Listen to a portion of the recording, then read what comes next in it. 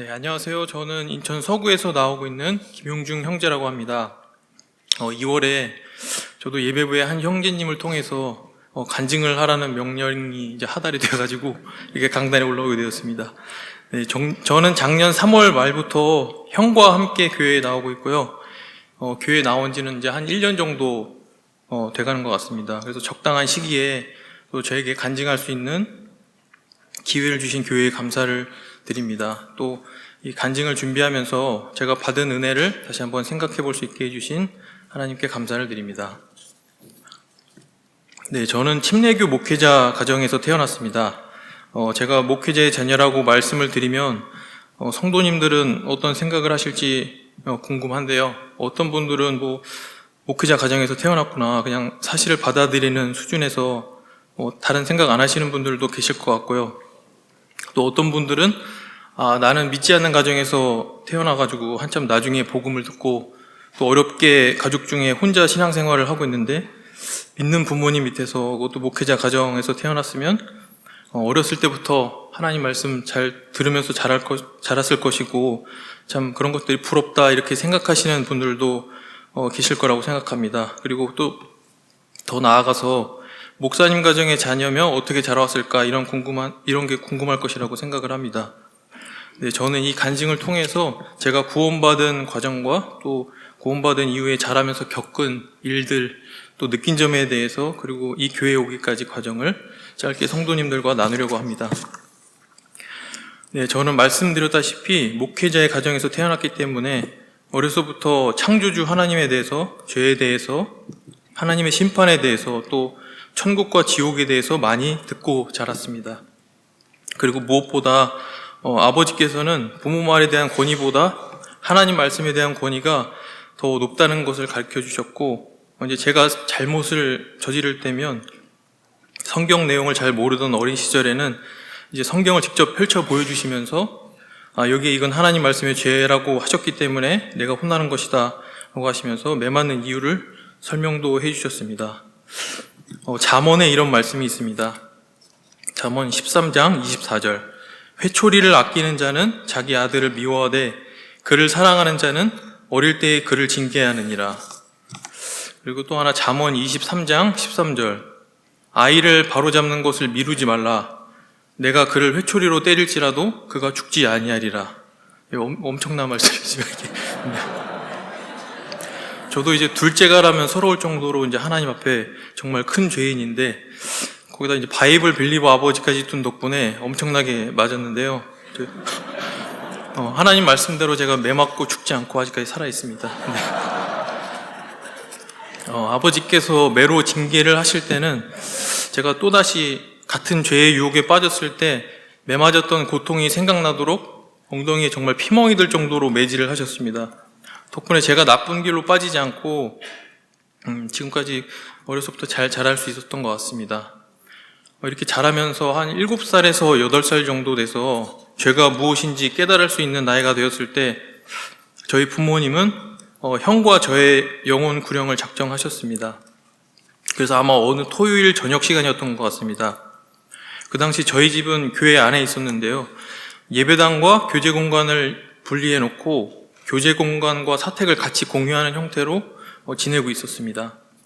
그 저녁 시간에 아버지가 형을 데리고 예배당으로 나가시고 어머니와 저는 방에 남았습니다.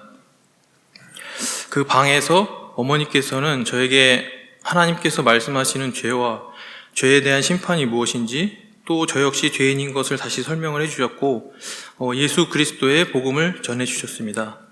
그날 저녁 저는 비록 어린 나이지만 눈물을 흘리며 저의 죄를 회개했고 예수님을 나의 유일한 구원자로 믿고 유일한 구원자로 믿고 받아들여 값진 구원의 선물을 받게 되었습니다. 이렇게 저는 어린 나이에 구원을 받았는데요. 믿음도 갓 태어난 아기의 믿음이지만 몸도 생각도 어린이였기 때문에 지극히 당연하게 성인이 되는 과정 동안 부모님의 강한 영향력 하에 있었습니다.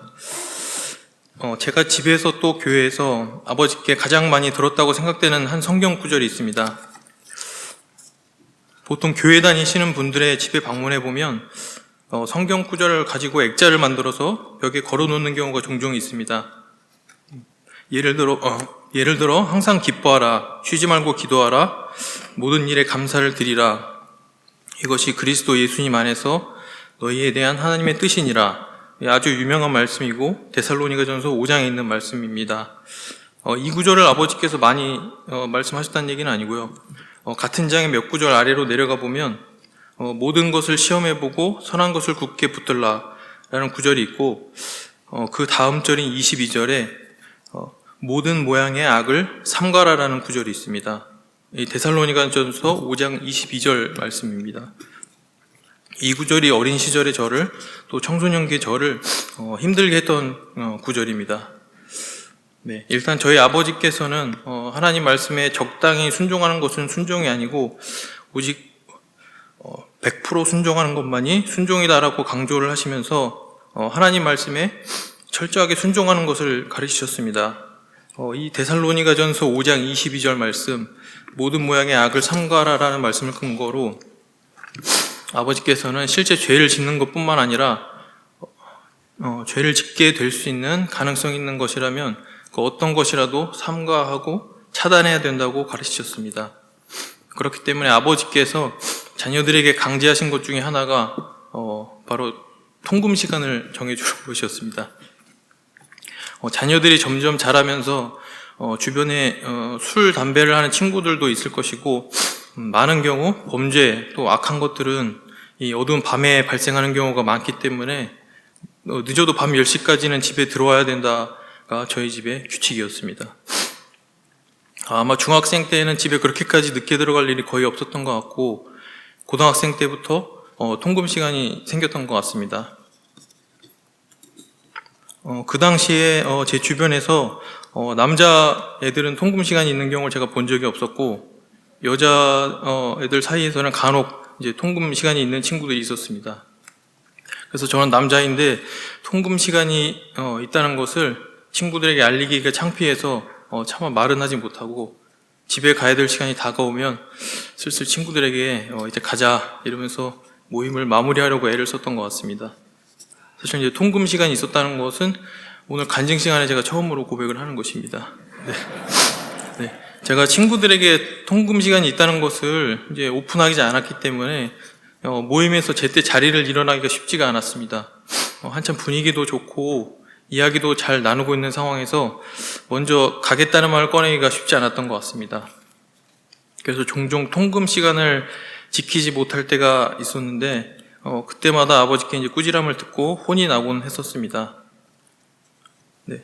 한 번은 제 생일날 친구들과 저녁을 먹으러 나갔다가 밤 10시가 조금 지나서 집에 들어온 적이 있습니다. 그때도 어김없이 아버지가 저를 방으로 부르시고 혼을 내셨습니다. 몇 분 늦지도 않았고 제가 밖에 있으면서 나쁜 짓을 한 게 아니기 때문에 뭔가 억울한 생각을 가지고 그때는 제가 아버지께 좀 불만을 표현했었습니다. 아니, 교회 다니는 친구들 포함해서 다른 친구들 아버지는 안 그러시는데 왜 아버지만 유독 그러시냐 그랬더니, 네, 아버지께서는 뭐 하나님 말씀에 이렇고 저렇고 이렇게 길게 말씀하시지 않고 간단하게 대답을 하셨습니다. 나는 다른 애들 아버지랑은 다른 사람이다. 네, 우문현답을 하신 거죠, 한마디로. 그렇지만 거기서 이렇게 질 수는 없다는 마음이 제게 있었는지 아버지께 친구들과 있다 보면 분위기라는 것이 있고, 먼저 집에 가겠다고 하면 분위기가 깨져서 모임이 끝날 수도 있는데 저 때문에 어떻게 그렇게 할 수가 있겠느냐, 이런 식으로 말씀을 드렸습니다. 그랬더니 아버지께서 이렇게 말씀하셨습니다. 하나님 말씀은 그리스도인들에게만 진리가 아니라 믿지 않는 사람들에게도 진리이기 때문에 너로 인해 그 모임이 거기서 끝나고 다 집에 가면 내 친구들도 죄를 지을 수 있는 가능성이 있는 상황에서 더 멀어질 수 있으니 그것은 좋은 것이다. 네. 그제서야 이제 제 정신이 좀 돌아와서 아버지께서 어떤 믿음과 어떤 기준을 가지고 계신지 다시 생각을 하게 되었고, 더 이상 아무 말 못하고 혼나던 거 마저 혼나고 제 방으로 돌아왔던 기억이 있습니다. 네, 저는 자라면서 비록 부모님도 역시 죄인이고 완전한 사람은 아니지만 하나님 말씀을 있는 그대로 믿고 가르치고 순종하려는 삶을 살려고 노력하는 것을 가장 가까이에서 보았고 근면한 생활을 하시는 것을 보았습니다. 이러한 것들을 보면서 하나님께서 저에게 요구하시는 것과 부모님이 저에게 요구하는 것이 다르지 않다는 것을 알게 되었고 부모님께도 순종하며 자랄 수 있었습니다. 또 아버지께서 이제 목회를 하시는 교회를 섬기면서 근본주의 침례교 교리를 체계적으로 배울 수 있었습니다. 네, 이렇게 아버지께서 목회를 하시는 교회에서 신앙생활을 해오던 와중에 집에 좀 어려운 일이 생기게 되었습니다. 저희 어머니께서 이른 나이에 알츠하이머성 치매에 걸리셨는데 그동안 증세가 많이 악화돼서 아버지께서 어쩔 수 없이 목회를 중단하겠다는 결정을 내리시게 되었습니다. 그래서 결국 작년 3월을 끝으로 아버지께서는 목사직을 사임을 하셨고 형과 저는 이곳 사랑침례교회로 오게 되었습니다. 우리 교회 성도님들의 간증을 들어보면 많은 분들이 개신교 교단에 속해 있는 교회에서 신앙생활을 하시다가 다양한 경로를 통해 목사님 설교와 또 킹제임스 성경을 접하시고 또 공부를 하시다 나오신 분들이 많은 것 같습니다. 감사하게도 저는 이전 교회에서부터 흠정력을 사용해왔고 사랑침례교회에 대해 익히 들어 알고 있었기 때문에 이곳으로 오는 게 어렵지는 않았습니다. 하나님께 감사를 드립니다. 그리고 이제 사랑침례교회의 좋은 점에 대해서 얘기를 해보겠습니다. 누구나 다 인정하고 공감하시는 사항이라고 생각합니다. 성경 교리에 대해서 잘 알려면 체계적으로 배워야 되고 잘 정리된 자료가 있으면 공부에 많은 도움이 됩니다. 이런 자료는 잘 정리해서 공유하는 교회는 생각보다 흔치 않습니다. 그런데 사랑침례교회는 누구나 관심만 있으면 찾아볼 수 있도록 문서와 미디어 사역에 많은 노력을 기울인다는 게 장점인 것 같습니다. 또 좋은 인품의 목사님 부부가 계시는 것과 교회에 필요가 있는 곳에 보이건 보이지 않건 자원하여 봉사하고 섬기시는 많은 형제 자매님들이 계시다는 것도 장점인 것 같습니다. 저도 이렇게 먼저 본을 보이시는 분들을 잘 본받아서 교회를 잘 섬기길 원합니다. 네, 이제 간증을 마무리하려고 합니다. 간증을 준비하면서 최근에 하나님께서 베푸신 많은 은혜를 다시 한번 생각해 보게 되었습니다.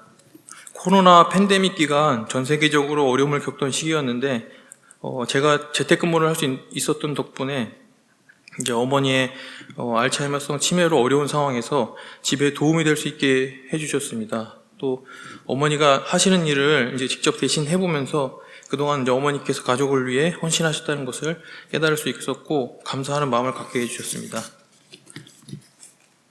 작년에는 어머니 증상이 많이 악화되면서 연화장애로 인한 흡인성 폐렴이 와서 중환자실에 입원을 하신 적도 있어서 상심을 좀 하고 있었는데 주변 지인 중에 한 명이 부친상을 당한 적이 있었습니다.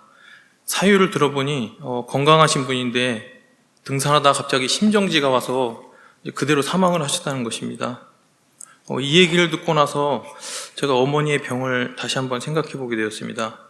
알츠하이머성 치매는 그래도 단계별로 나타나는 증상들이 있기 때문에 미리 염두에 두고 어떻게 어머니를 돌볼 수 있을지 준비를 할 수도 있고 또 이제 마음의 준비도 할 수 있기 때문에 이런 것도 제게는 감사할 이유가 되었습니다. 이런저런 감사의 제목이 더 있지만 마지막으로 이제 하필 목회자 가정, 그것도 침례교 목회자 가정에서 태어나서 기독교 복음을 받아들이기 좋은 환경에서 자라게 하시고 어린 나이에 구원받아 지금까지 믿음의 확신 가운데 살 수 있게 해주신 하나님께 다시 한번 진심으로 감사를 드리며 간증을 마치겠습니다. 네, 감사합니다.